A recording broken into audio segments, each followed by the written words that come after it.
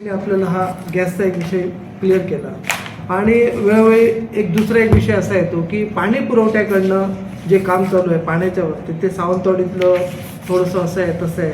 मी आपल्याला सांगू इच्छितो, हा त्याचा करारनामा आहे. ज्या ऑथॉरिटीने हे काम सावंतवाडीत घेतलं तो करारनामा जर आपण बघितला तर त्या करारनाम्याप्रमाणे 29/11/2023 वर्क ऑर्डर निघाली. आम्ही कधी बसलो?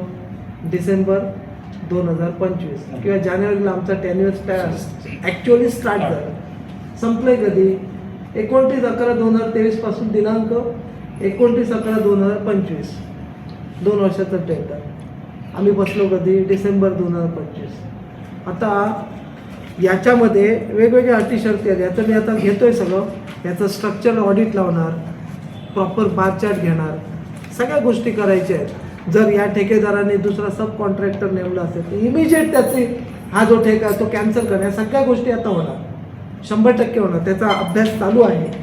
पण आपण जे आता उपस्थित केलं की समोरून आरोप येतात, समोरून हे आरोप प्रत्यारोप होत राहणार, परंतु याची रिस्पॉन्सिबिलिटी ही खरी 29/11/2023 स्टार्ट झाली. हे काय झालं? कावळा बसला आणि फांदी तुटली.